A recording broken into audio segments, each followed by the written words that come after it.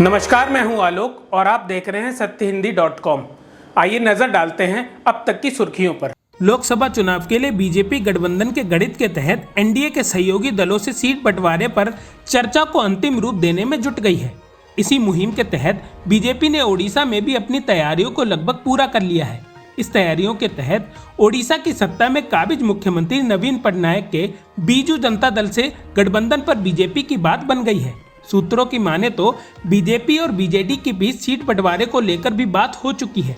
जानकारी के मुताबिक इस गठबंधन के तहत लोकसभा चुनाव में बीजेपी को 13 से 14 सीटें मिल सकती हैं और बीजेडी को 7 से 8 लोकसभा सीटें दी जा सकती हैं। महाराष्ट्र में बीजेपी 32 सीटों पर चुनाव लड़ेगी। 2024 लोकसभा चुनाव के लिए एनडीए के घटक दलों के बीच सीटों की संख्या तय हो गई है।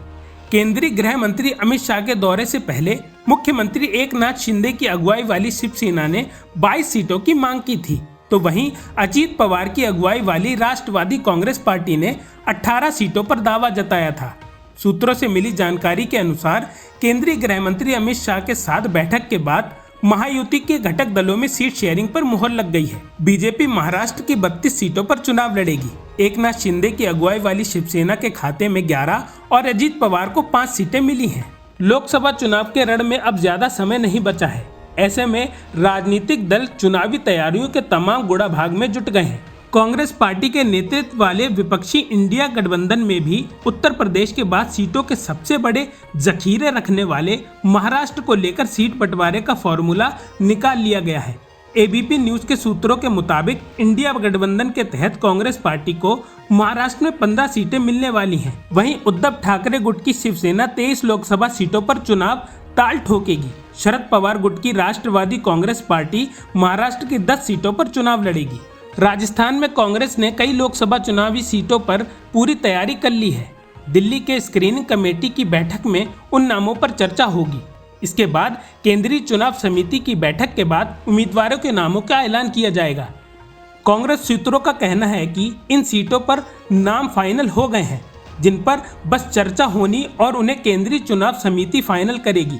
कुछ सीटों पर 4 तो कुछ पर 2 और कुछ पर 1 का नाम फाइनल हुआ है। पिछले दिनों कई बैठकों में इन नामों पर चर्चा हो चुकी है। जानकारी के अनुसार 8 मार्च के बाद किसी दिन राजस्थान के उम्मीदवारों के नामों की लिस्ट आ सकती है। चीन के साथ मालदीव के रिश्ते एक नई राह पर हैं और भारत के साथ मालदीव लगातार अपने समझौते को तोड़ रहा है। मालदीव ने भारत के साथ एक और समझौते का नवीनीकरण नहीं करने का फैसला किया है। मालदीव के राष्ट्रपति मोहम्मद मोइज्जो ने घोषणा की है कि भारत के साथ हाइड्रोग्राफिक सर्वेक्षण करने के समझौते को नवीनीकृत नहीं करने और उसकी अभ्यास और उसके लिए आवश्यक सुविधाएं और मशीनों को खुद हासिल करने की योजना है। उसके साथ ही मोइज्जो ने घोषणा की है कि उनका देश इस महीने मालदीव में जल क्षेत्र में 2400 घंटे निगरानी प्रणाली स्थापित करने के लिए काम करेगा।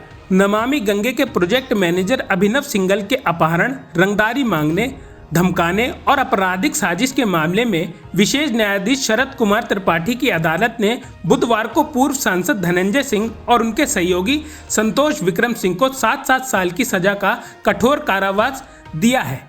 अदालत ने दोनों को 1.5 लाख रुपए जुर्माना भी लगाया है। अदालत ने कहा है इस मामले में दोनों के द्वारा जेल में बिताई गई अवधि सजा की अवधि में समायोजित की जाएगी।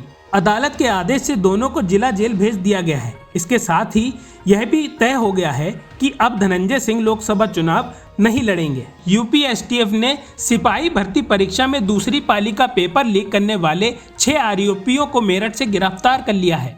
आरोपियों के नाम दीपक, बिट्टू, प्रवीण, रोहित, नवीन कुमार, साहिल हैं।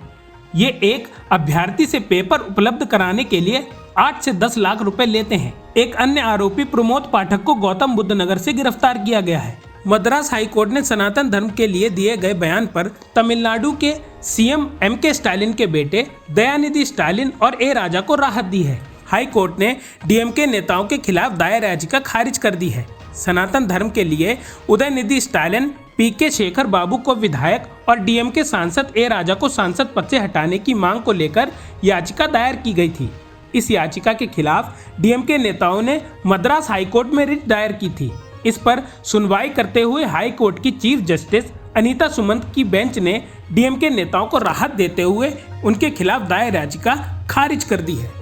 अनुच्छेद 370 प्रावधानों को निरस्त करने के बाद पहली बार प्रधानमंत्री नरेंद्र मोदी गुरुवार को कश्मीर की यात्रा पर पहुंच रहे हैं। इस दौरान श्रीनगर में कई विकास परियोजनाओं का अनावरण करेंगे और एक सार्वजनिक रैली को संबोधित करेंगे।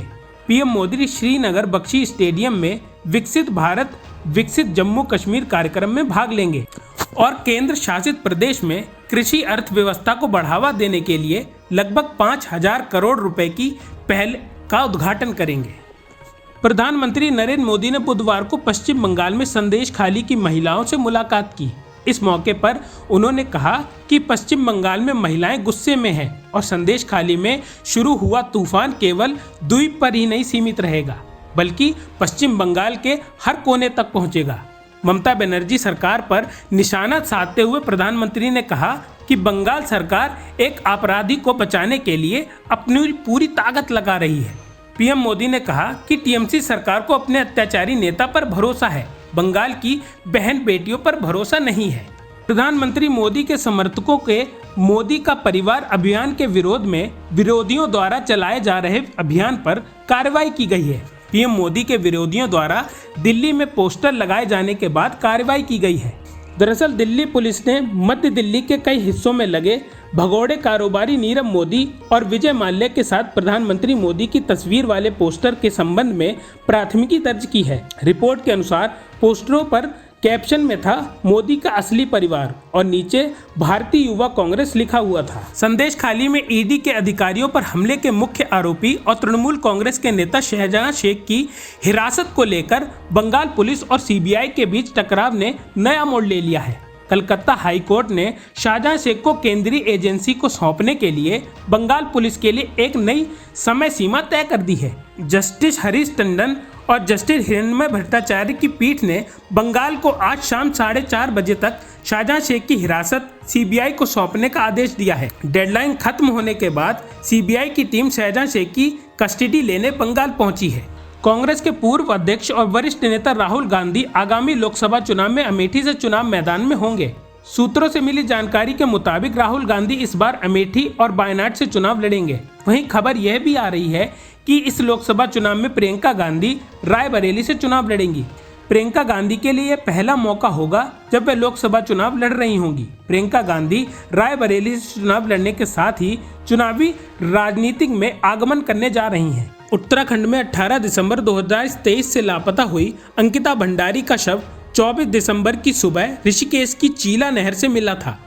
वो ऋषिकेश के वनंतरा रिजॉर्ट में रिसेप्शनिस्ट थी। पुलिस ने बताया था कि रिजॉर्ट का मालिक मैनेजर अंकिता पर आने वाले कुछ मेहमानों के लिए स्पेशल सर्विस देने का दबाव बना रहे थे। जब उसने विरोध किया तो उन्होंने उसकी हत्या कर दी। इस मामले में भाजपा नेताओं के नाम आने के बाद पुलिस ने काफी दिनों तक कोई कार्रवाई नहीं की तो लोग भड़क उठे। इस दौरान उस रिजॉर्ट पर बुलडोजर चलाकर सबूत मिटा दिए गए हैं। उसी समय से अंकिता के पिता वीरेंद्र सिंह भंडारी मामले की जांच सीबीआई से करने की मांग कर रहे हैं। स्थानीय पत्रकार आशुतोष नेगी ने सबसे पहले इस मामले को उठाया था। उन्होंने अपने पोर्टल पर इसकी कवरेज की थी। भारतीय टीम जब आज 7 मार्च को इंग्लैंड के खिलाफ आखिरी टेस्ट मैच में उतरेगी तो अनुभवी स्पिनर अश्विन अपना ऐतिहासिक टेस्ट मैच खेलेंगे। अश्विन धर्मशाला में अपना 100वां टेस्ट मैच खेलेंगे। टेस्ट मैच से पहले हुई प्रेस कॉन्फ्रेंस में कप्तान रोहित शर्मा ने अश्विन की सराहना की।